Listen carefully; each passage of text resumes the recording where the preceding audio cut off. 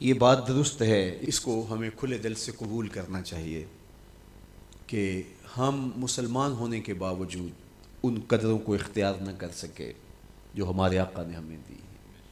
اکبر الہٰبادی نے کہا تھا مس پہ ہے اپنی نظر اور سیم ان کے ہاتھ میں. ہم تو تانبے پہ نظر جمائے ہوئے ہیں اور چاندی وہ لوگ لے گئے. اقدار عالیہ، رویوں کی خوبصورتی، قوانین کی بالادستی اور زندگی کا بہت سارا جمال وہ ہم سے چھین کے لے گئے. یہ خزانہ ہمارا تھا، لیکن صاحب جام اسی کا جو بڑھ کے تھام لے، جو بھی محنت کرے. ایک وہ زمانہ بھی تھا کہ شارلمان اس کے لارڈز ابھی دستخط کرنے کی مشق سے گزر رہے تھے. ابن حزم کے قلم سے 1000 کتابیں نکل چکی تھی. وہ زمانہ بھی ہم نے دیکھا جب پیرس میں کیچڑ تھا اور بغداد عروس البلاد کہلاتا تھا. ہم نے وہ دور بھی دیکھا ہے جب وہ سواد آشنا بھی نہیں تھے، حرف آشنا بھی نہیں تھے، اور ہمارے منجم ستاروں پہ کمندے ڈالتے تھے.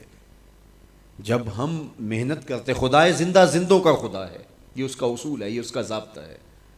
لیکن جب ہم جو ہیں وہ پیچھے آ گئے تو انہوں نے آگے بڑھ کر جام تھام لیا. یہ بات میں ضرور کہوں گا، خیر کی قدریں جہاں بھی ہیں، کسی کفر کے معاشرے میں بھی ہیں، لیکن وہ پھوٹتی میرے حضور کے قدموں سے ہی ہیں.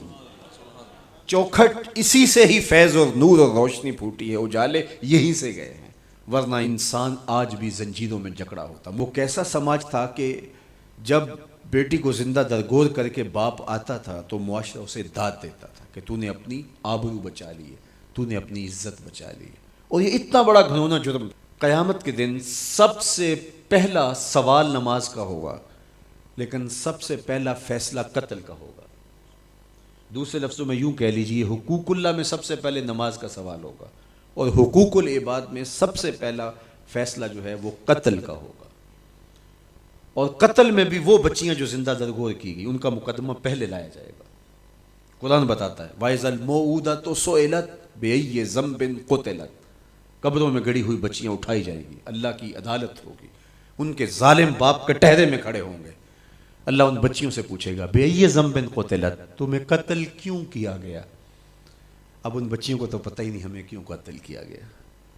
ابھی آنکھ کھلنے نہیں پائی تھی کہ بند کر لی گئی، زبان بولنے نہیں پائی تھی کہ نوچ لی گئی، زندگی کا پھول ابھی کھلا ہی نہیں تھا کہ مرجھا گیا.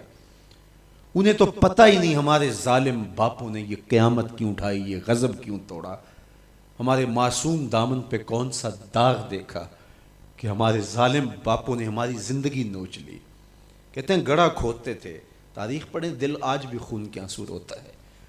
اور گڑھا کھود کر کے اس میں کھلونے رکھتے اور بچی وہاں بیٹھ جاتی اور کھلونوں سے کھیلنے لگتی، اور وہ اوپر سے ریت ڈالتے، اور وہ بچی پہلے پہل تو اس کو کھیل سمجھتی اور وہ اس کھیل میں خود شریک ہوتی. لیکن جب اس کے کندھوں سے اوپر تک ریت بڑھتی اور اس کی سانس دبنے لگتی، پھر اسے سمجھ آتی یہ کہانی کوئی اور ہے. پھر وہ معصوم اور ننھے ہاتھ جوڑ کے اپنے باپ سے زندگی کی بھیک مانگتی، لیکن ظالم سفاک باپ ریت ڈالتا اور یوں اس کی سسکیاں، اس کی آہیں، اس کی چیخیں، اس کے آنسو اس ریت میں دب جاتے. اور اس معصوم ننھی چڑیا کے لیے نہ کوئی موم بتیاں جلانے والے تھے، نہ کوئی اس کے لیے احتجاج کرنے والے تھے، اور نہ کوئی اس کی FIR کٹتی تھی. باپ کو بھی داد ملتی، ماں کو بھی داد ملتی. معاشرہ صفاق اس پہ ماتم کرنے کی بجائے اس پہ خوشیوں کا اظہار کرتا. پہلی آواز پورے عرب میں جو اٹھی اور بلند ہوئی وہ میرے حضور کی تھی.